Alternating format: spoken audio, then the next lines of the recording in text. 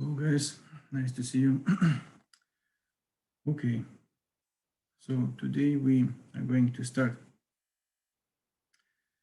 a new topic, which is light and optics. So in particular, we will work with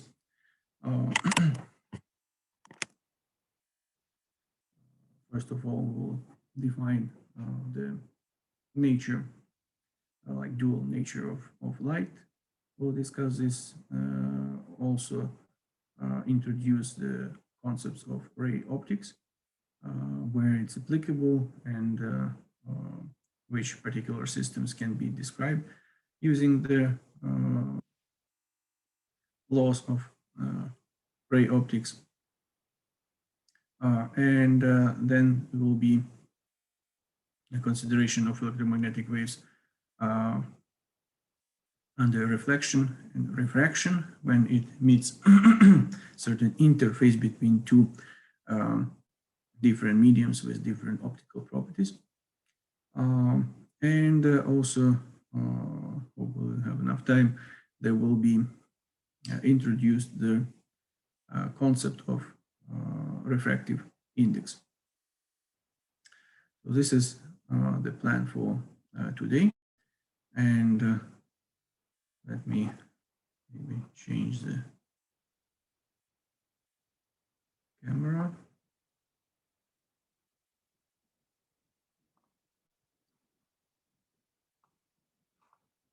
And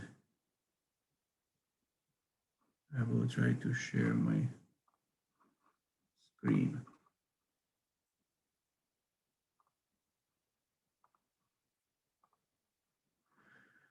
Okay, so initially, the dominant theory for the nature of light was particle model, and was assumed that light is carried out by certain particles. So this model was strongly supported and developed by Newton.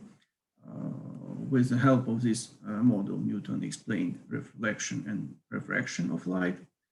And it was established for quite a long time until early 19th century, when Thomas Young provided an clear evidence that light possesses wave features based on the observation of the interference effect under certain conditions when there is a coherent superposition of light waves, and they show interference effects, which is a characteristic of waves, not of particles. So later, as we already mentioned several times, Maxwell has shown that with his theoretical model and known Maxwell equations, that theoretical calculated speed of electromagnetic waves in free space is equal to speed of light, and this model was supported by experiments of Hertz. So that was already a clear evidence that indeed light is electromagnetic wave, and it should be described by concepts which are applicable for waves. So it should possess wave nature. However, there are still some effects which cannot be explained by wave nature of light. And one of the most important is so-called photoelectric effect. And the concept of photoelectric effect is that under illumination of metal electrodes with certain wavelengths,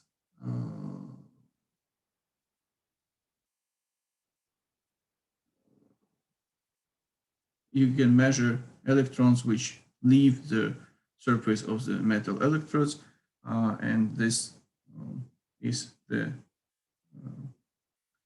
photoelectric effect. So observations have shown that the energy, kinetic energy of electrons, which are kicked out from the metal electrode under illumination, does not increase with the increase of light intensity. And that is the reason why we cannot apply electromagnetic theory of light in order to explain this, because as we already know, light intensity, intensity of electromagnetic waves is proportional to the amplitude of the electric field, which forms this electromagnetic wave. If intensity increases, magnitude of electric field increases, thus it should provide more kinetic energy to the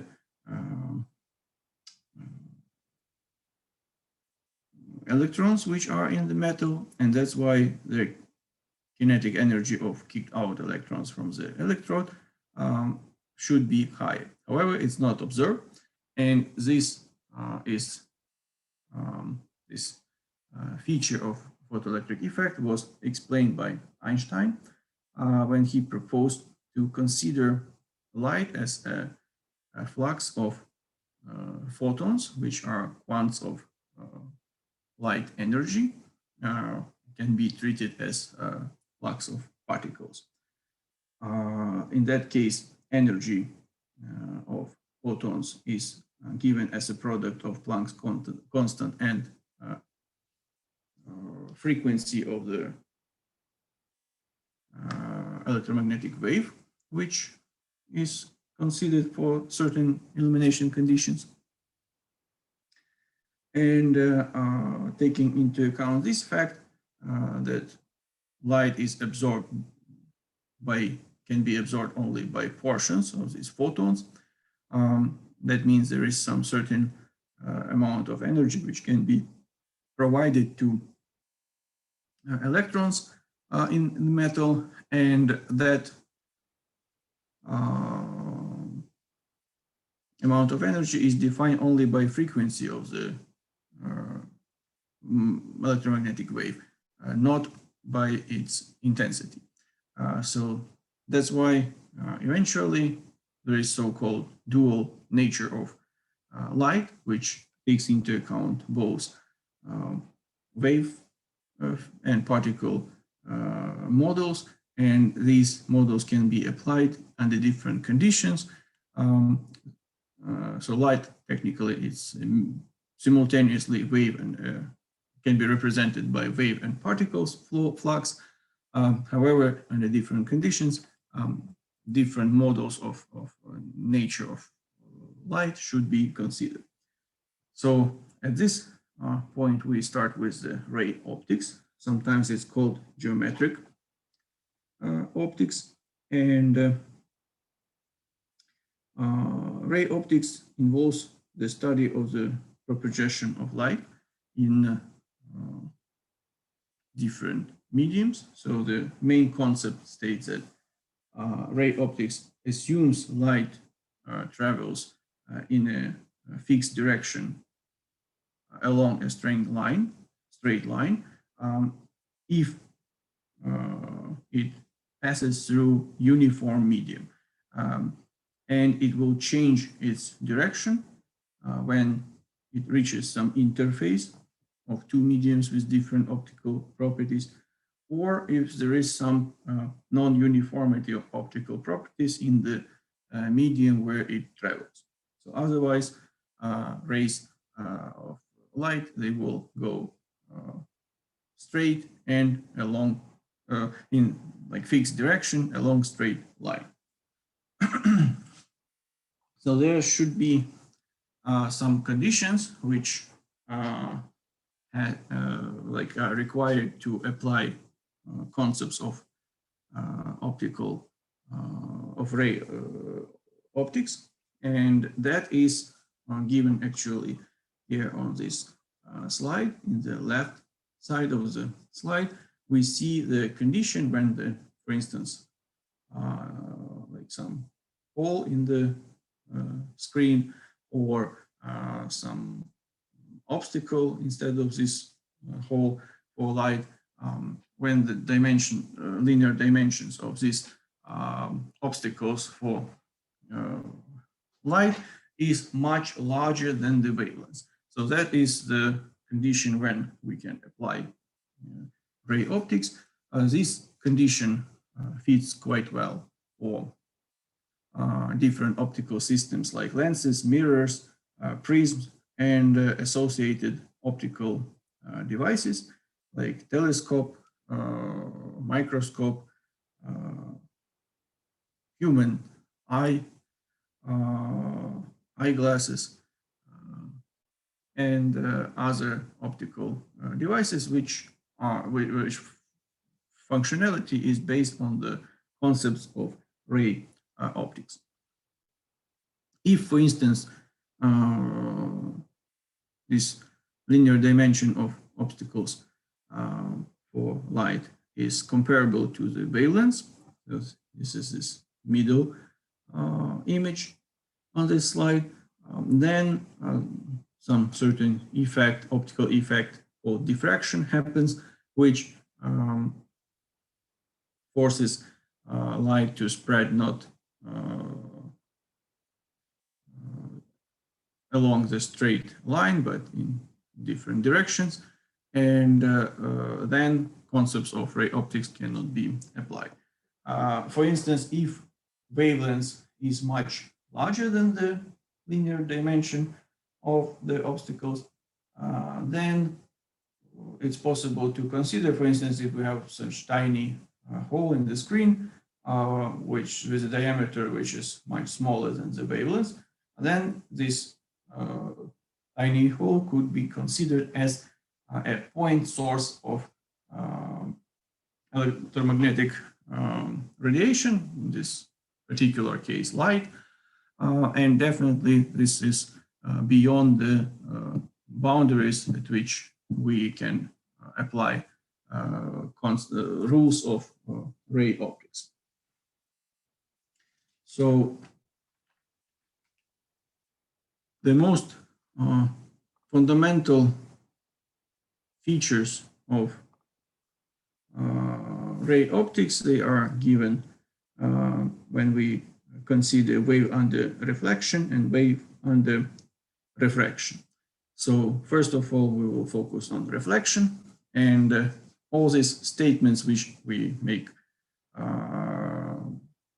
now, this is valid for different models, like different systems which involve waves of different nature. It should not be just electromagnetic waves.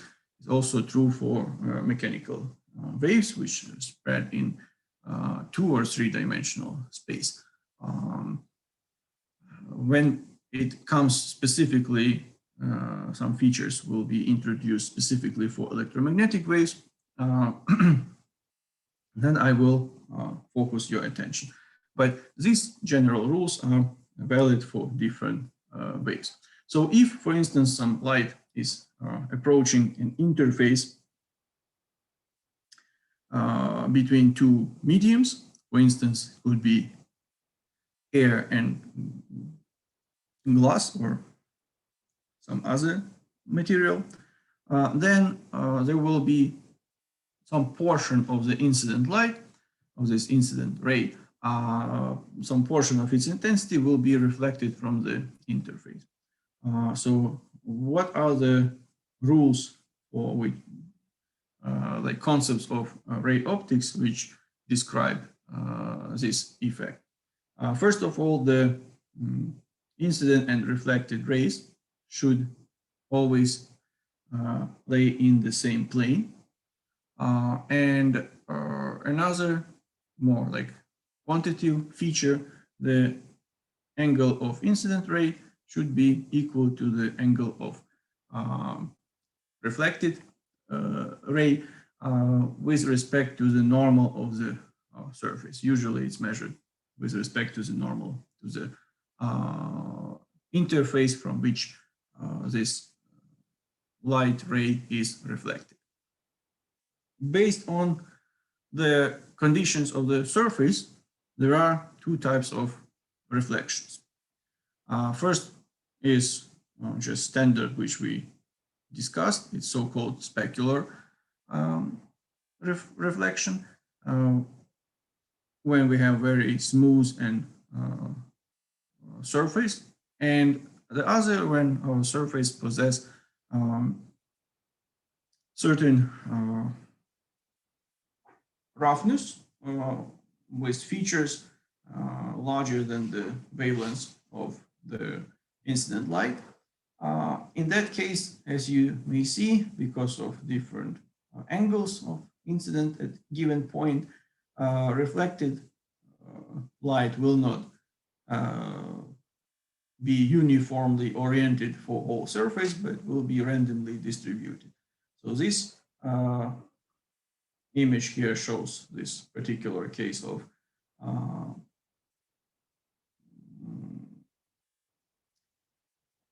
diffuse, so-called diffuse reflection. And in that case, light is coming in all directions instead of going in just one direction defined by the rule of ray optics, that the angle of reflection should be equal to the angle of incidence of optical ray. So this is what we need to know about reflection of light from different medium, like from the interface between two different mediums. However, this is not only one effect which is happening at interface. Also, it is necessary to consider wave under refraction. So what does it mean? So as I mentioned, when some light hits the interface between two mediums with different optical properties, part of the intensity of this ray is reflected following the rules of ray optics, and other part penetrates into the second medium. So our incident ray kind of splits in two, one reflected, one transmitted in the second medium. And there is certain also rule which defines how exactly this refracted light ray will be positioned with respect to the incident ray. So here we see this more general picture where we have schematically shown two like both reflected and refracted rays. We know that incident angle and reflected angle are equal to each other. These angles are measured with respect to the normal, and also with respect to the normal of this to this interface. There is another angle θ2, which is angle of refracted, which defines the position of refracted ray. In this case,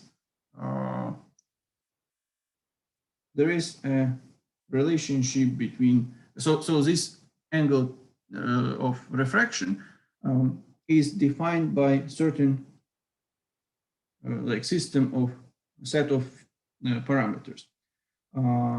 So it depends on the properties of two media which are involved, like medium 1 and medium 2, and also depends on θ1, which is the angle of incidence.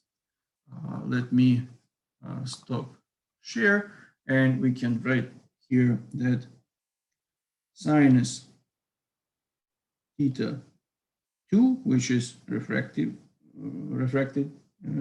angle, divided by sinus θ1, which is angle of incidence, is equal to the ratio V2 over V1. So this is the rule which is used to determine angle of refraction. So it's actually theta, not Q. Okay, let me share again the screen. So if, for instance, so V1 and V2, which were in this equation, they stand for speed of light in the first and second medium. So because of interaction of electromagnetic field, electromagnetic wave with the electrons of atoms and molecules which form these mediums, medium 1 and medium 2, light electromagnetic wave spreads with different speed in different mediums. So we will talk about this a bit in detail, more details a bit later. So in the case when, for instance, speed of light in the second medium is smaller than in the first medium, then the refracted angle is smaller than incident angle. So it is kind of tilted closer to the normal of the interface, the refracted ray. If we have an opposite situation when speed of light in the second medium is larger than in the first one, then the refracted angle theta 2 is larger than the incident angle. So it kind of deflected more, like further from the normal to the interface. Depends on these initial conditions, we can define what will be angle of refraction for this particular incident angle and properties of the of two mediums which form the interface where the act of refraction is happening. Okay, so now we need to proceed further and introduce the concept of index of refraction. So let me first, well, first of all, let's give some short introduction. The speed of light is known that this is like constant, fundamental constant, and this maximum speed which can be reached in the universe. So speed of light, but that is true for free space or vacuum. When there are no other atoms, molecules in the space, just vacuum, then the speed of light is the highest speed which can be achieved. However, when we have some medium around this electromagnetic wave, its speed slows down. Because of interaction with electrons of these atoms and molecules which form the medium, speed of light slows down in material, and it always true if we write, for instance, that v, speed of light in any medium, is smaller than c, speed of light in vacuum, which is a fundamental constant. So there is a parameter which is introduced to highlight this difference, and it's called index of refraction, marked as n. It's equal to the ratio of speed of light in vacuum and speed of light in a given medium. So n is the parameter which describes features like optical properties of the medium, certain material.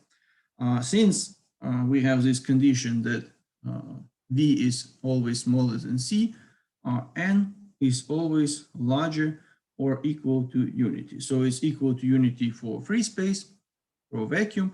It's very close to unity for air. Very often it can be considered as unity without, like with very good accurate level of approximation. But for all other materials, including air, if we don't deal with vacuum, n is always larger than unity. So this is the concept of refractive index. And for instance, for glass, n is equal to 1.52. For ice, n is equal to 1.31. What does it mean? It means that speed of light in glass and ice is 1.52 and 1.31 times smaller than speed of light in vacuum. And for instance, diamond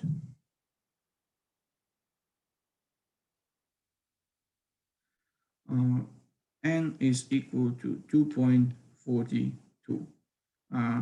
Guess we will discuss this in more details later, but you see that it's significantly larger than refractive index of refraction for glass and ice, and that defines why diamonds are so shiny, and because of these features are quite valuable material. So it is necessary to underline what is the mechanism of this reduction in speed of light in different materials. And that is, there is a certain condition which should be fulfilled when light passes through the interface between two mediums. The frequency of light should not change.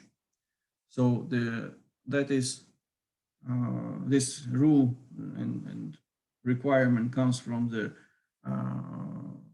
conservation of energy law, because if we have just interface between two mediums, in order to change the wavelength of light, we need either increase or decrease energy of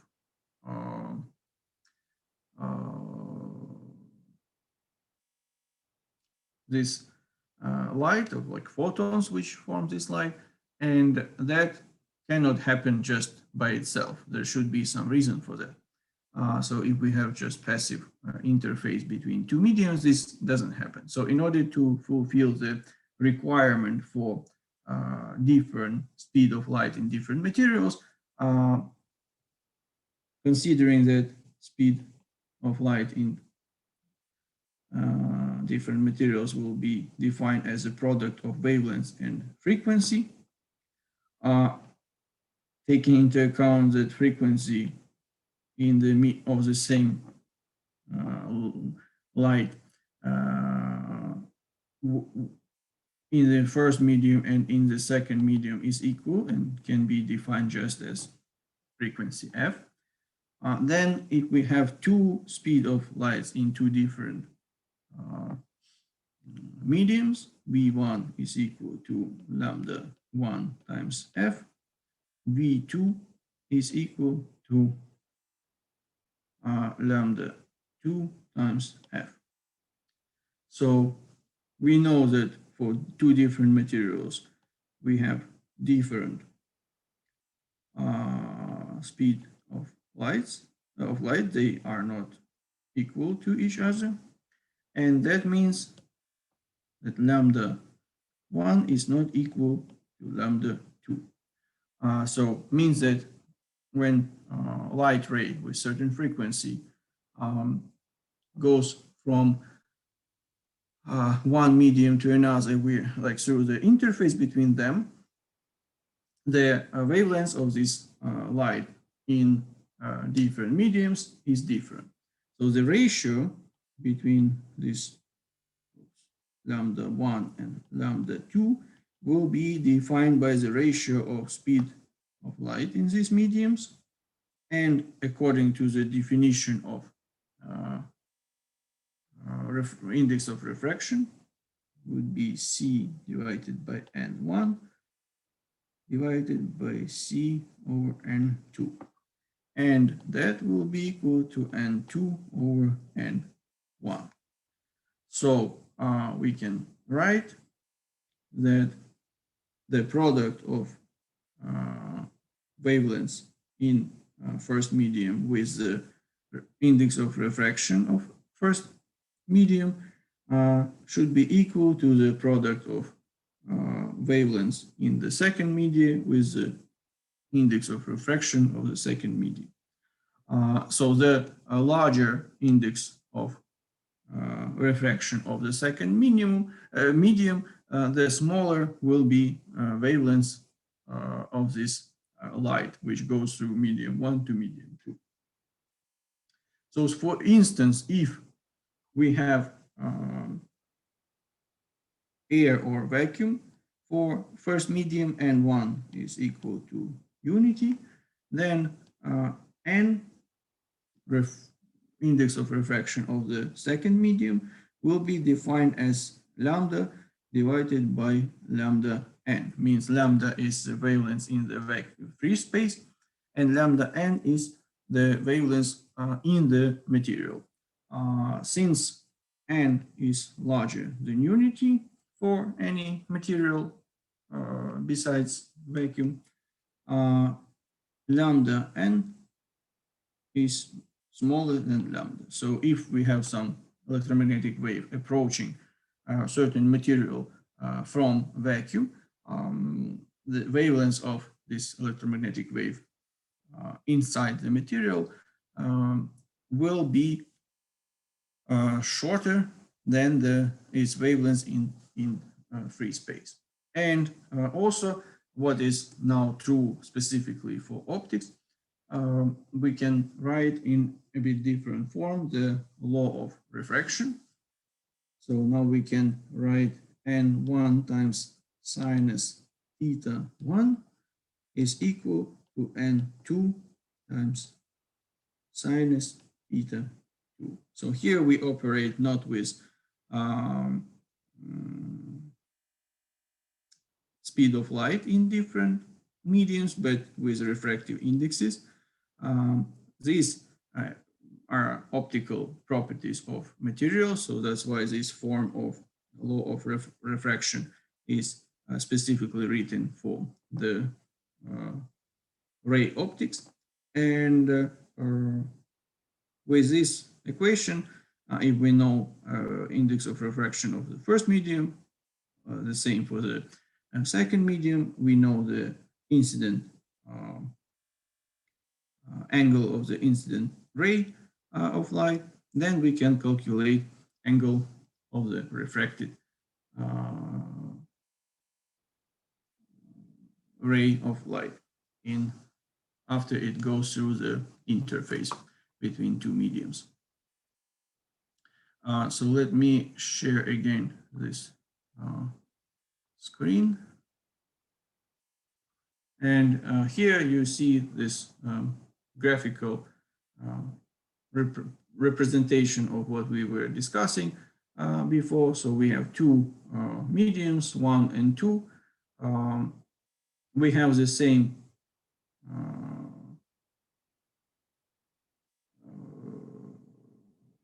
so we have this electromagnetic wave which goes from one medium to another. Different refractive indexes, and one which is ratio of speed of light in free space and speed of light in medium 1. the same for N2. So we have higher speed of light in medium 1 than that of that parameter in the medium 2. And in this case, because of that, the wavelength in the medium 1 is longer than the wavelength in the medium 2. So in order to address this difference in